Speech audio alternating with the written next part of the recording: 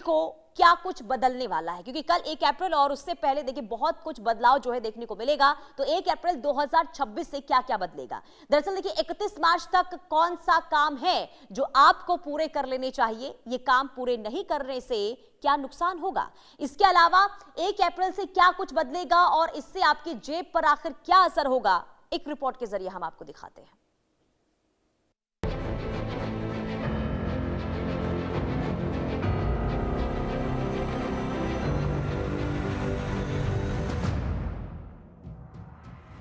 1 अप्रैल 2026 से क्या क्या बदलेगा।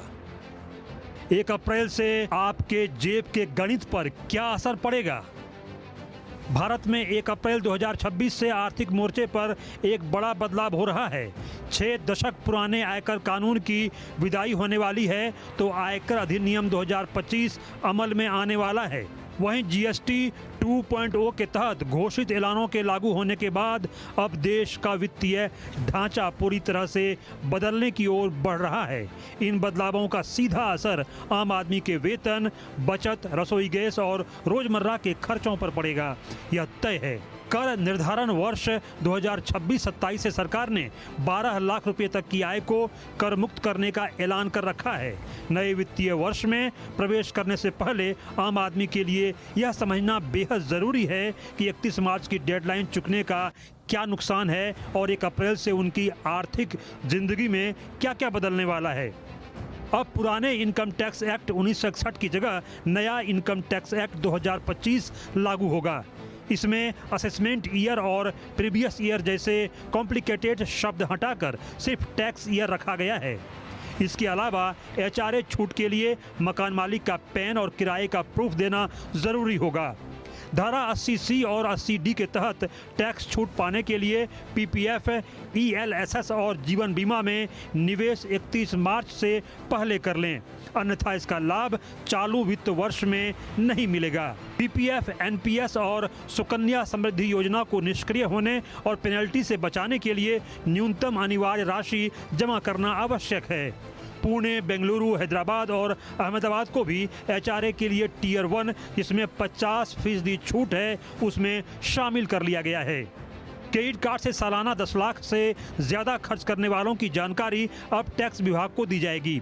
कई बैंकों ने रिवॉर्ड पॉइंट्स और चार्जेज में भी बदलाव किए हैं। कुछ सेवाओं पर अतिरिक्त शुल्क लग सकता है जिससे आपके खर्चे बढ़ सकते हैं।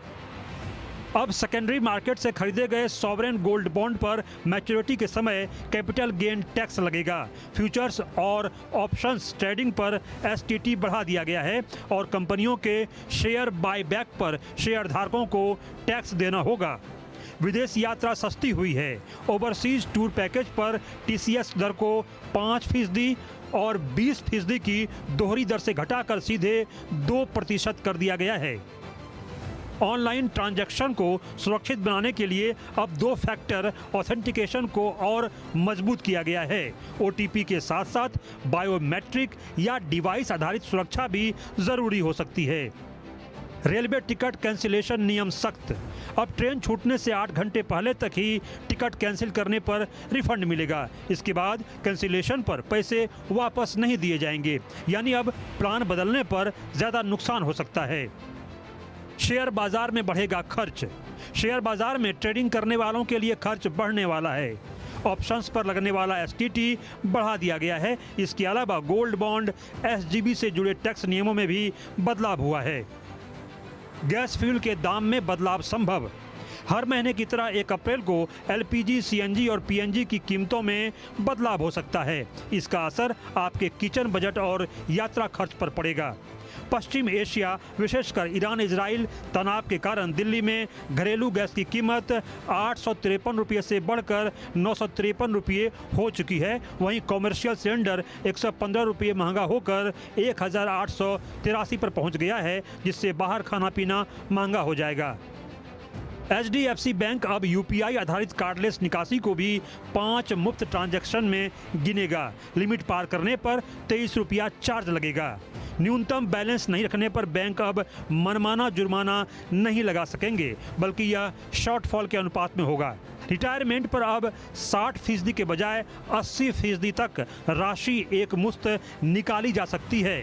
8 लाख रुपये या उससे कम का कॉप्स होने पर 100% एक मुश्त निकासी संभव है। नए लेबर लॉ के तहत बेसिक सैलरी का हिस्सा बढ़ेगा। इससे पीएफ और ग्रेच्युटी तो ज़्यादा मिलेगी, लेकिन टेक होम सैलरी थोड़ी कम हो सकती है।